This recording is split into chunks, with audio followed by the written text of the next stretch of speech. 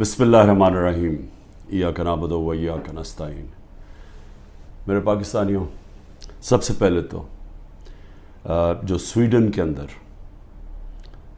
قرآن کی بے حرمتی کی گئی آزادی رائے کے نام کے اوپر میں چاہتا ہوں کہ ایک زندہ قوم جو کہ اپنے دین سے پیار کرتی ہے اور جو اللہ کی کتاب وہ ہمارے دلوں میں اس کی عزت ہے، اور اللہ کے جو ہمارے پیغمبر ہیں نبی صلی اللہ علیہ وسلم ان کی عزت ہے، تو جب اس طرح کی چیز ہوتی ہے تو ہم ایک زندہ قوم کی طرح ایک پرامن طریقے سے ضرور بتائیں، پیغام پہنچائیں کہ ہمیں اس کی تکلیف ہوئی ہے۔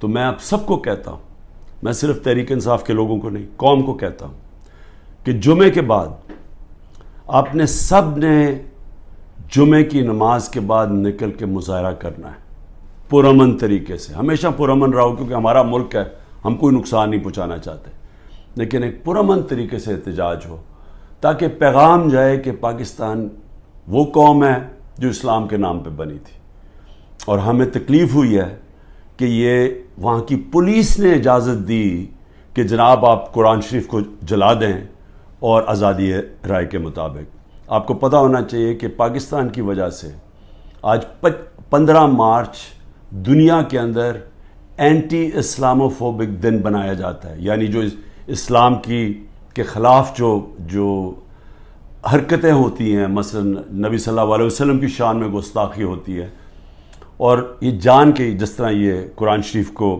جلایا گیا، اس کو یہ اسلاموفوبیا کے اندر آتا ہے۔ تو ہماری وجہ سے یونائٹڈ نیشنز میں 15 مارچ کو اینٹی اسلاموفوبیا دن بنایا جاتا ہے۔ تو اس لیے ہم سب کو جمعے کے بعد نکلنا چاہیے اور پرامن طریقے سے احتجاج کرنا چاہیے۔ یہ سارے جو بڑے بڑے نام ہیں، ان کے سب کے بڑے باہر محلات ہیں، پراپرٹیز ہیں، بینک اکاؤنٹس ہیں، آف شور اکاؤنٹس ہیں۔ پیناما میں کیا ہوا تھا؟ پیناما میں ایک دنیا کے اندر ایک انکشاف ہوا کہ جنہوں نے بڑے بڑے لیڈرز نے، وزیروں نے اپنے پیسے چھپائے ہوئے تھے باہر کے ملکوں میں کمپنیز کے پیچھے، یعنی کمپنیز کے پیچھے انہوں نے اپنی دولت چھپائی ہوئی تھی، پراپرٹیز لی ہوئی تھی۔ اس میں نواز شریف کی پراپرٹی پکڑی گئی، مریم نواز اس کی مالکہ نکلی، اور وہ لندن کے سب سے مہنگے علاقے میں اربوں روپے کی انہوں نے پراپرٹیز لی ہوئی تھی، جس کو مے فیئر اپارٹمنٹس کہتے ہیں۔ تو وہ انکشاف ہوا تھا، تو پیسہ یہاں سے چوری ہو کے گیا تھا، کیونکہ ابھی تک ایک رسید نہیں بتا سکے کہ پیسہ باہر نکلا کیسے ہے، کدھر سے آمدنی آئی۔ بیٹے کی آمدنی، بیٹے کا جو گھر ہے حسن شریف کا، جو اس نے بیچا ملک ریاض کو، اس کی قیمت تقریباً 18 ارب ہے آج کل کے جو پاؤنڈ، اور 45 ملین پاؤنڈز، جو تقریباً 17-18 ارب روپیہ بنتا ہے۔ تو وہ کدھر سے پیسہ آیا؟ تو یہ کوئی نہیں بتا سکتا۔ بیٹے یہاں سے باہر بھاگ گئے کیونکہ وہ بتا نہیں سکتے تھے۔ اسی طرح جو سرے محل آصف زرداری نے خریدا، وہ بھی یہاں سے پیسہ باہر گیا۔ حدیبہ پیپر مل، وہ بھی پیسہ باہر۔ تو یہ سب اکٹھے ہو گئے، اور سارے اکٹھے ہو کے بندر بانٹ پاکستان کیا کہ اچھا سندھ اس کو دے دیں گے، کراچی فلانے کو دے دیں گے، سینٹرل پنجاب کوئی اور آ جائے گا، پھر نئی پارٹی جو بنی ہے اس کو بھی کوئی سیٹیں مل جائیں گی، فضل الرحمان کو ادھر پختونخوا میں دے دیں گے، اور یہ بس یہ کھچڑی پک جائے گی۔ تو یہ ساری بندر بانٹ دبئی کے اندر ہو رہی تھی کہ جس طرح کہ کوئی سودا نہیں ہو رہا ہوتا کسی کے اوپر، یہ سودا ہو رہا تھا پاکستان کا، اور کس طرح جو سب سے بڑی پارٹی ہے خوف زدہ ہے کہ اس کو کیسے باہر رکھنا ہے، جس میں عمران خان کی ان کو گنہونے خواب آتے ہیں کہ یہ پتہ نہیں کہ واپس نہ آ جائے، تو اس کو کیسے جیل میں ڈالے۔ اس کیس کا پتہ ہی نہیں ہے، یہ کوئی کسی وکیل نے میرے اوپر کیس کیا ہوتا ہے کوئی غداری کا، وہ یعنی اس کا کوئی مجھے نوٹس ہی نہیں آیا، مجھے پتہ ہی نہیں اس کیس کا۔ پتہ تب چلتا ہے جب ایک دم پتہ یہ جی کہ کیونکہ اتنے زیادہ کیسز تھے، تو یہ کیس تو کسی کو اہمیت ہی نہیں، کسی نے مجھے کہا کوئٹہ میں کیس ہے، مجھے پتہ ہی نہیں تھا۔ تو اس وکیل کا قتل ہوتا 10:30 بجے، 11:30 بجے پولیس میں رپورٹ ہوتا ہے، 2:22 میں شہباز شریف کا جو مشیر ہوتا ہے وہ سٹیٹمنٹ دیتا ہے کہ عمران خان نے اس وکیل کو قتل کیا. اب یہ سمجھیں کہ صرف قتل میں 10:30 سے اور 2 بجے کے اندر وہ فیصلہ کر لیتے ہیں کہ عمران خان نے قتل کیا. اس کے بعد کیا ہوتا ہے؟ اس کے بیٹے کو اٹھا کے لے جاتی ہے پولیس. اس بیٹے کو 12 گھنٹے سے زیادہ پولیس اپنے پاس رکھتی ہے. وہ اگلے دن جا کے اگلے دن کی دوپہر کو وہ کہتا ہے کہ جی عمران خان اس قتل میں ملوث تھا. لیکن پھر کیا ہوتا ہے؟ اس کی جو بیوی ہوتی ہے، وہ جو دوسری بیوی ہوتی ہے، وہ کہتی ہے کہ فیملی کے لوگوں نے قتل کیا اس کو. وہ ویڈیو اپنی جاری کرتی ہے کہ فیملی کے لوگوں نے قتل کیا.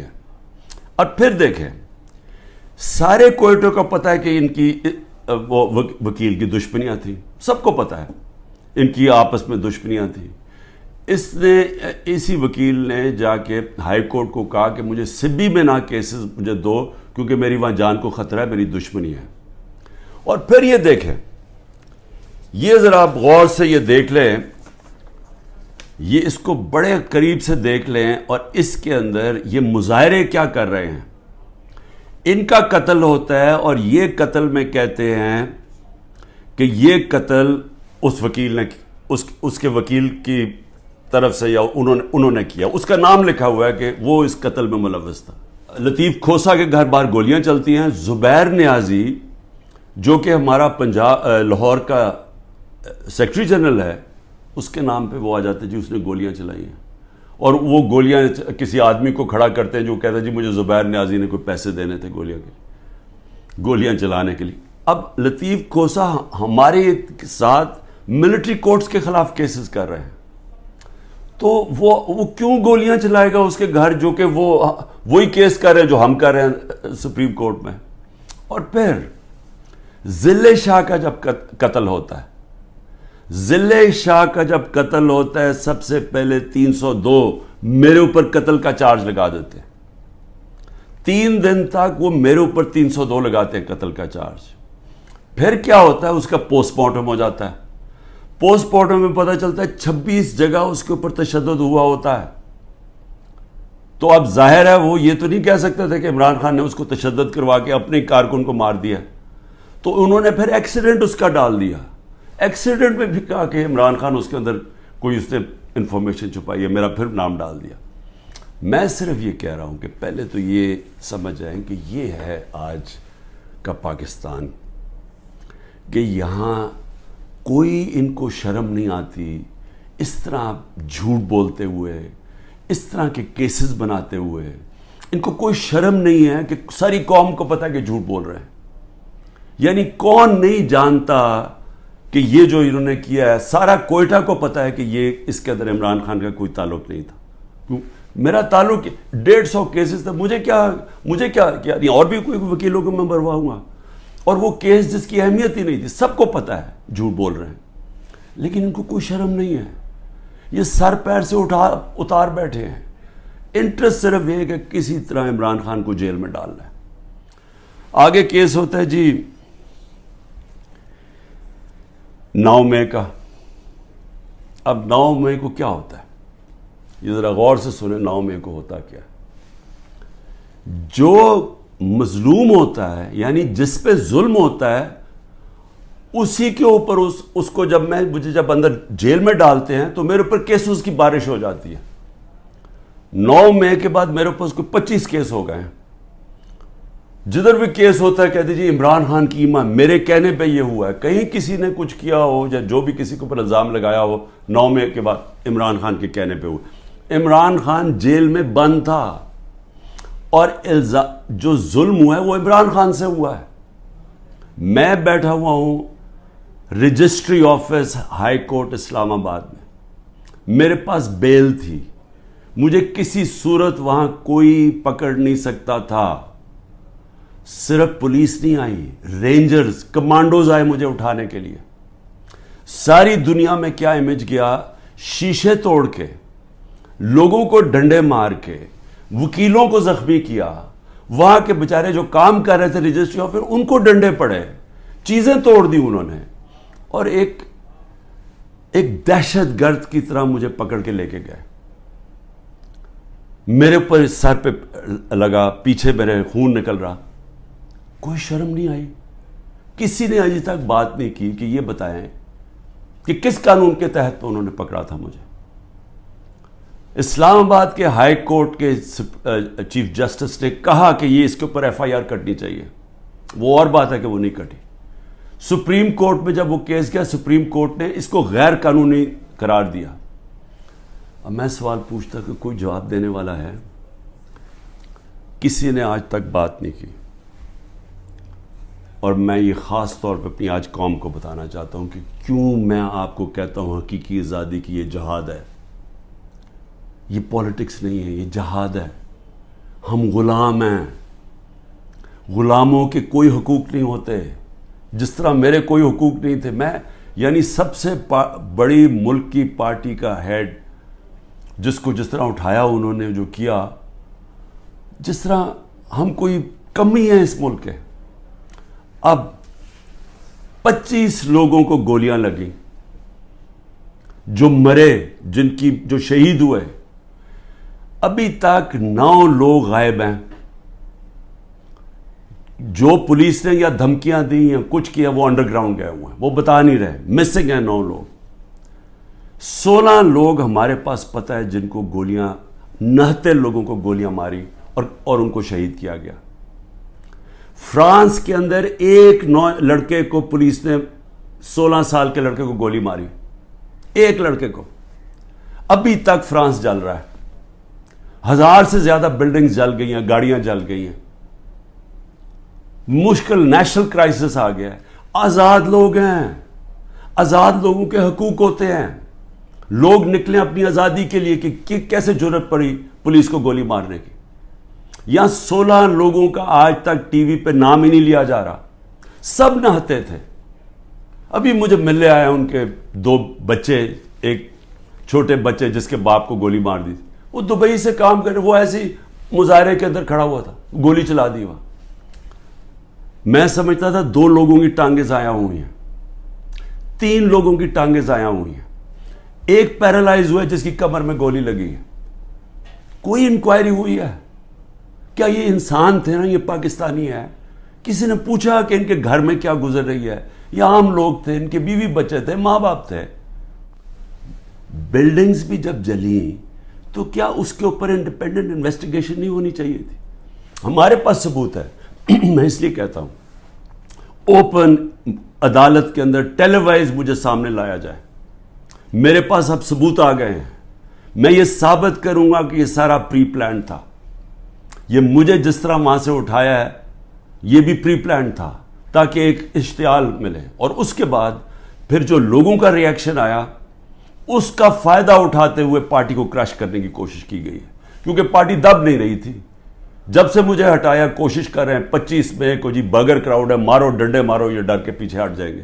وہ پارٹی اوپر ہی آتی گئی. بائی الیکشن 30-37 میں سے جیت گئی. اوپینین پولز میں اور اوپر چلی گئی. راجن پور کے الیکشن میں پورا زور لگایا, 40,000 سے گورنمنٹ کا کینڈیڈیٹ ہار گیا. اس کے بعد اس سے پہلے مجھے قتل کرنے کی کوشش کی, دوسری دفعہ قتل کرنے کی کوشش کی.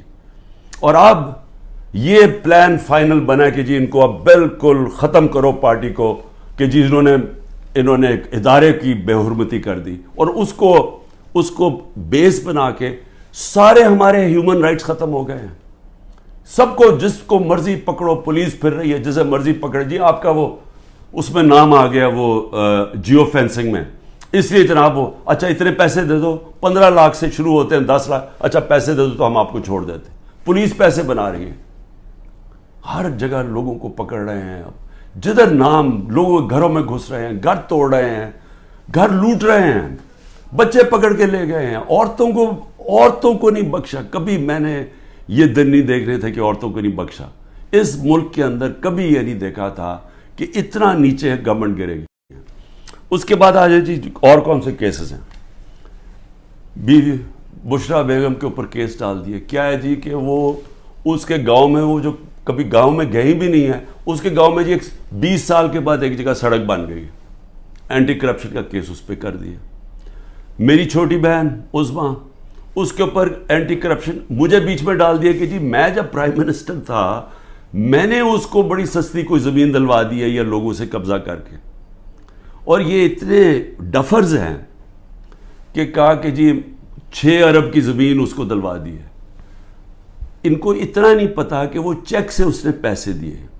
پہلے تو وہ چیکس کے پیسے, ذرا یہ چیک نمبر دیکھ لیں کہ اس نے پہلا چیک کس دن دیا, 25 اپریل.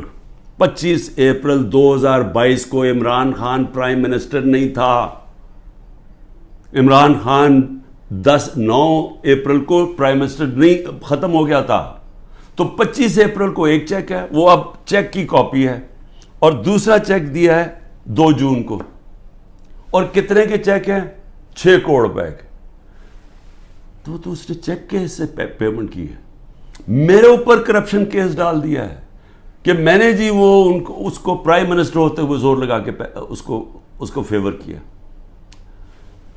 پھر آ جائے جی اگلا کیس, تاکہ آپ کو ساروں کو پتہ چل جائے ہو کیا رہا ہے. اب 2 اور کیسز ہیں جن کے اندر یہ پوری کوشش کریں گے مجھے اندر ڈالنے کی. وہ نیب کے کیسز ہیں.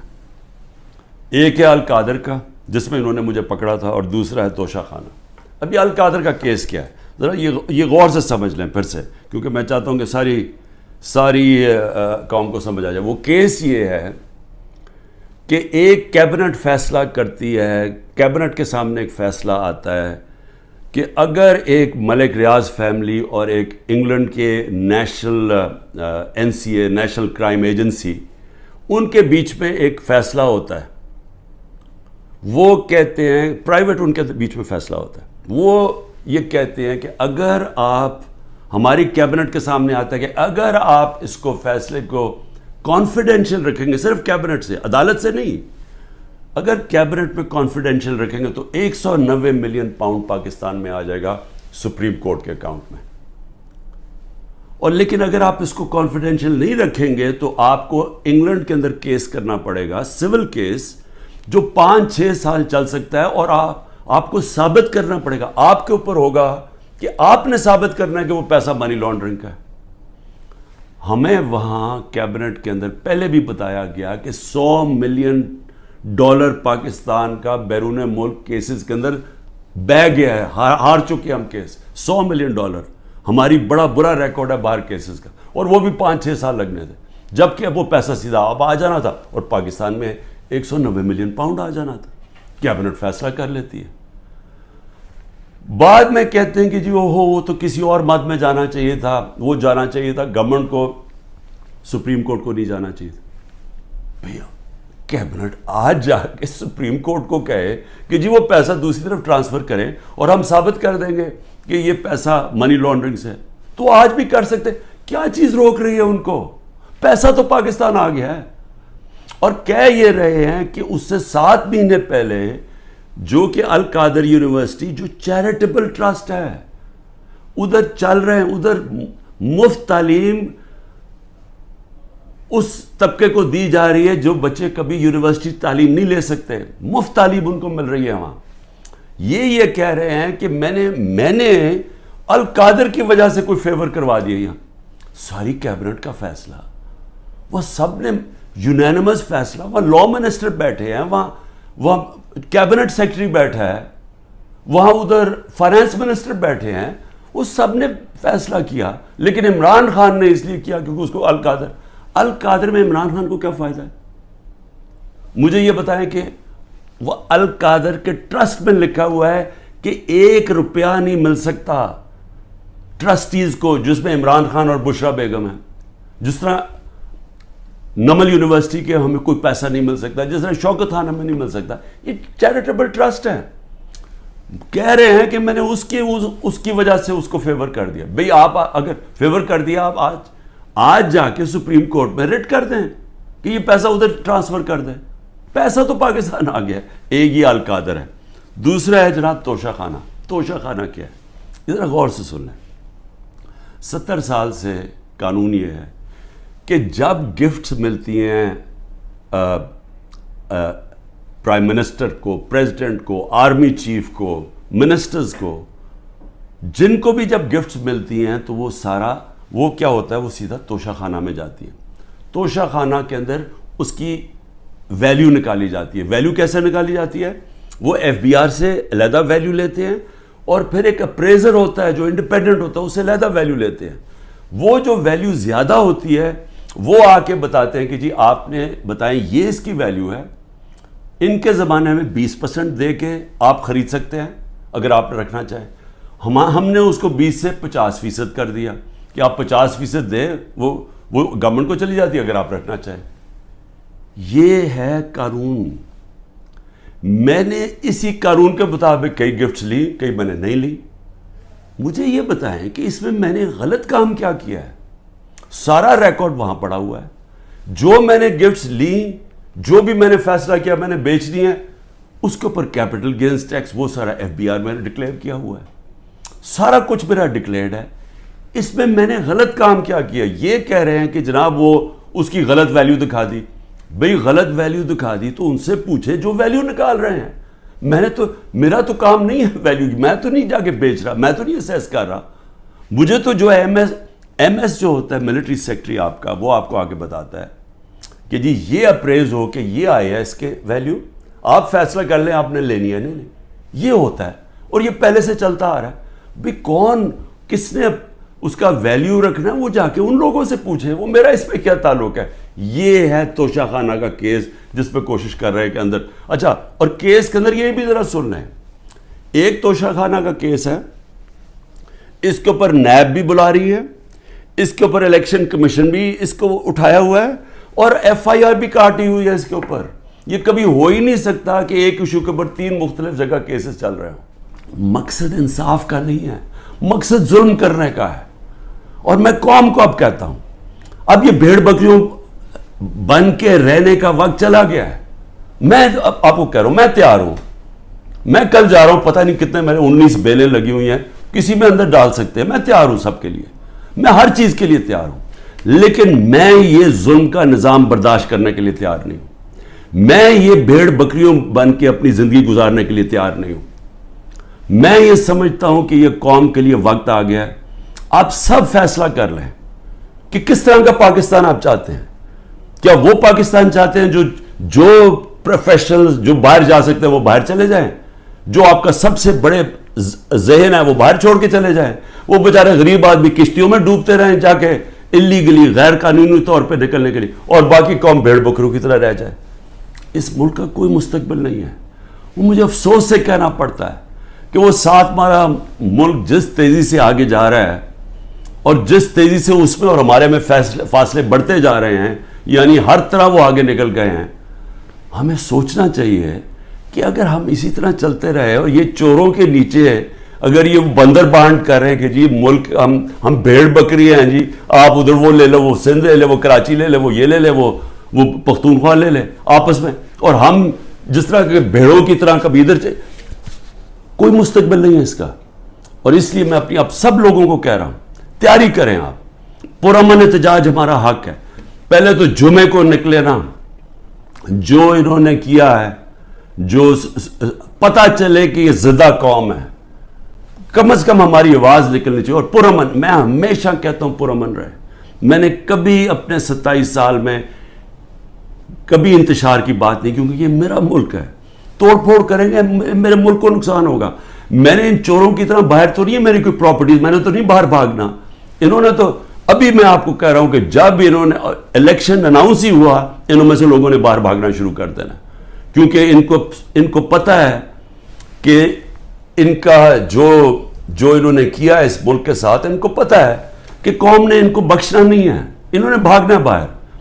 اس لیے اپنی قوم کو میں کہہ رہا ہوں کہ آپ کے پاس اب 2 راستے ہیں, غلامی کے اور حقیقی آزادی کے.